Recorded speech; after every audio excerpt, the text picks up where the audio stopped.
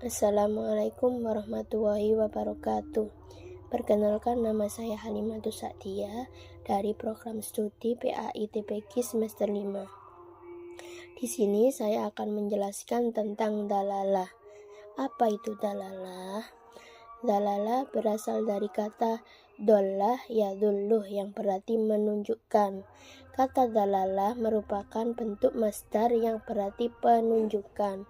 Secara istilah, dalalah adalah petunjuk yang ditunjukkan oleh suatu lafaz kepada makna tertentu. Tetapi dalam pembahasan ini, dalalah yang dimaksud adalah menunjukkan kepada sesuatu yang lain. Dalalah ini memiliki 3 unsur. Yang pertama, zal. Zal adalah sesuatu yang menunjukkan kepada sesuatu yang lain. Yang kedua, dalalah. Dalalah adalah proses penunjukan kepada sesuatu atau penunjukannya. Yang ketiga, madlul. Madlul adalah sesuatu yang ditunjuki.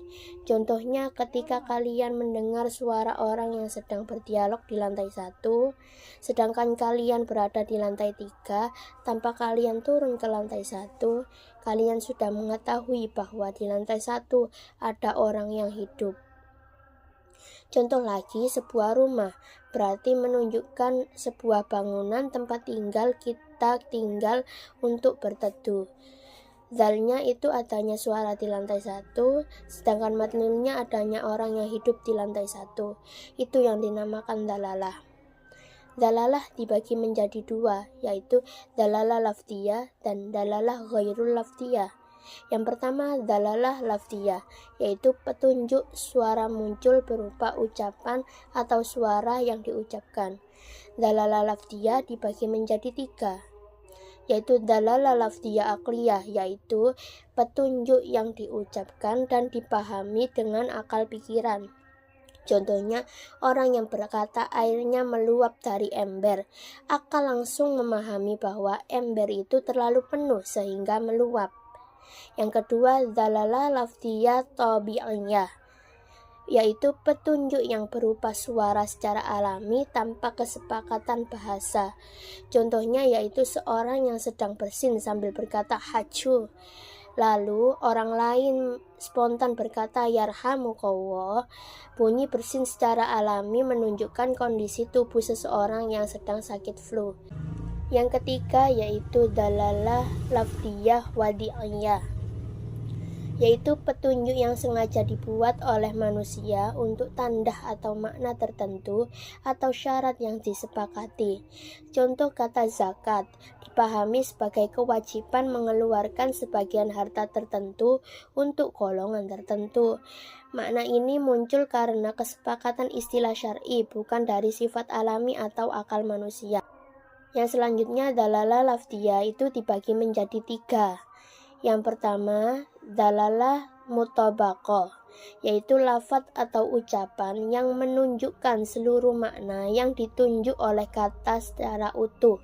Contoh, rumah menunjukkan seluruh bangunan tempat tinggal, ya termasuk atap, dinding, lantai, atau ruang-ruangannya.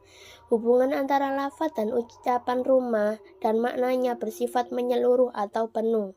Contoh lagi, kata sholat menunjukkan seluruh rangkaian ibadah dari niat, takbir, ruku, sujud, tasyahud, ataupun dan salam. Ini makna mutabaqah karena lafaz menunjukkan keseluruhan makna yang diletakkannya.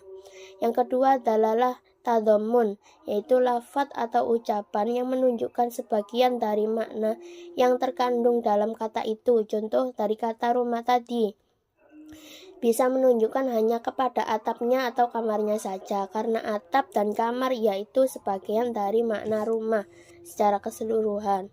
Contoh dari kata sholat tadi juga menunjukkan gerakan ruku atau sujud karena keduanya termasuk juga dari sholat, maka itu disebut tadammun, makna sebagian dari keseluruhan. Yang ketiga, dalalah iltizam, yaitu lafaz atau ucapan yang menunjukkan makna lain yang tidak disebut secara langsung tetapi memiliki hubungan erat tidak bisa dipisahkan. Contohnya rumah tadi mengandung makna penghuni rumah atau tempat berteduh meskipun tidak disebutkan secara langsung. Hubungan logisnya itu melekat.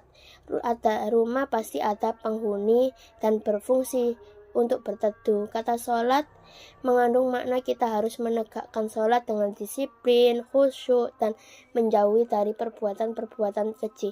Ini iltizam karena makna itu tidak disebut secara langsung. Lafaz sholat melekat secara maknawi. Dalalah ghairul lafdiyah, menunjuk makna tanpa lafaz melainkan melalui tanda, isyarat, atau perbuatan.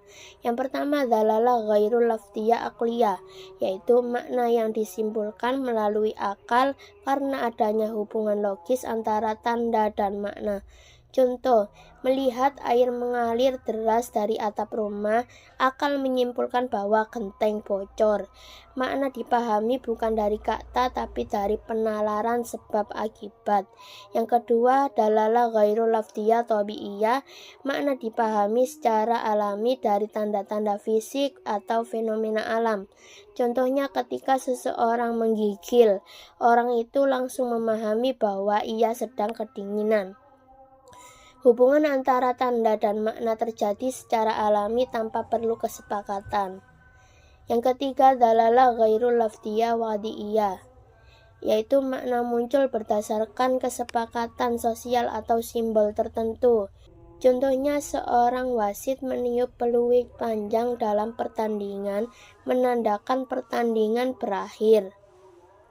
Tidak ada kata tapi makna dipahami karena kesepakatan dalam dunia olahraga. Sekian penjelasan dari saya, semoga bermanfaat dan mudah dipahami. Wassalamualaikum warahmatullahi wabarakatuh.